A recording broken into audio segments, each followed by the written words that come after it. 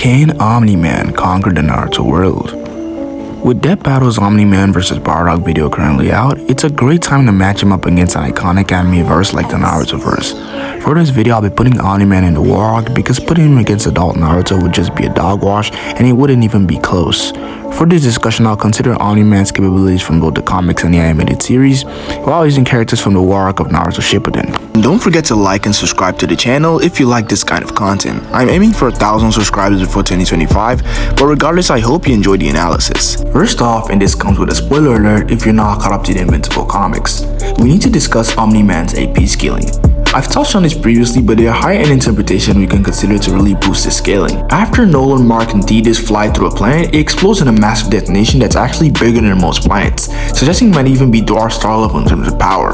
If we zoom Nolan's scales to this explosion, his attack potency could be classified as large planet level, though this is most definitely a highball since 2 other Viltrumites contributed to this feat, and the planet's core was already unstable. From calculations I've seen, this gets Omni-Man to multi-continental level. To be clear, I don't think Omni-Man can just spam multi-continental punches because he actually needs to gather momentum before producing such forces. With that said, the more recent feat that stirred up discussion is Omni-Man's ability to fly close to a black hole without suffering any apparent consequences. But how impressive is this really? Some people claim this suggests star or even galaxy level power, but the calculations indicate this might only be moon level at best.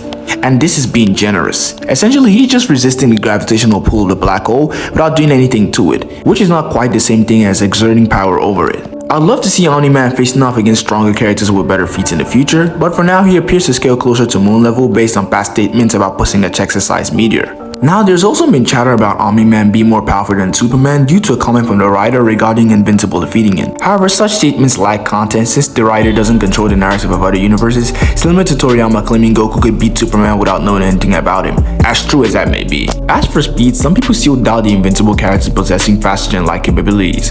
I previously pointed out instances where characters traverse galaxies in short time frames and react mid-flight. One particular feat that solidified this is when Alan the alien dodges a Viltrumite ship, which is stated to travel faster than the speed of light. This reinforces the idea that these characters are indeed capable of extremely high speeds. So Omni-Man should scale relative to Alan the alien at least, which would give him FTL to MFTL speeds. Unfortunately, in terms of combat versatility, Omni-Man is somewhat limited. His primary strategies revolve around outboxing or outlasting his opponents, given his superhuman stamina and flight capabilities. Now for the Naruto war arc scaling. Most characters in the war arc should scale above Continental due to having heavy hitters like Pain, Madara, the Kage, and the Tailed Beast. Pain is able to create a gravitational binding force that produces country levels of energy. Then we have Madara, who can perform feats that Pain struggled to do casually, like bringing out meteors from the sky at country levels of energy. We also have Obito, who has control of the majority of the Tailed Beasts, which are at least country level to multi-continental. If you think Omni-Man has an edge because he can be scaled to moon level, you can scale KCM2 Naruto from the war arc to above moon level. We learn in the Naruto The Last Movie that 100 ninja putting their chakra together can destroy the moon.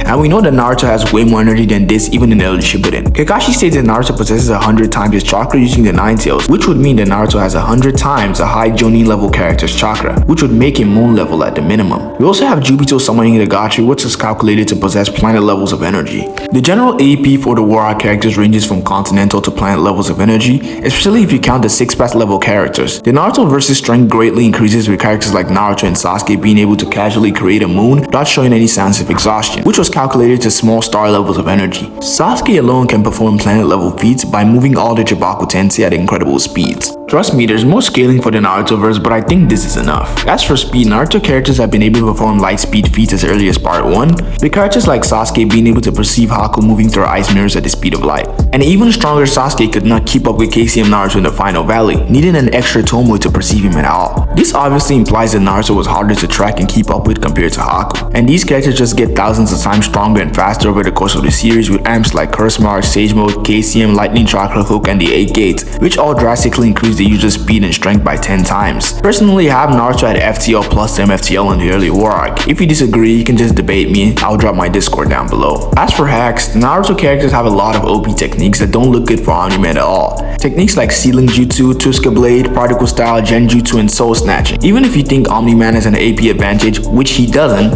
I don't see how he's getting past all of these abilities. We also have characters like Edo, Madara, and Jubito who have a very high degree of immortality and infinite chakra, being able to perform all these techniques I've mentioned previously multiple times over without any exhaustion. Plus, the Viltrumites don't have any real hacks that could pose a threat to any high tier in the war arc. To be completely honest, the Otsutsuki are just superior to the Viltrumites in every way, being able to actually bust planets and wipe out civilizations without any real issues. And the Naruto world is able to handle these kinds of threats. So in conclusion, the Viltrumites failed to conquer the Naruto world. Some may still believe Omni-Man takes the win, but I think they're either underestimating Naruto or overrating Omni-Man's strength. As always, I appreciate you tuning in and feel free to let me know your thoughts in the comments. See you next time.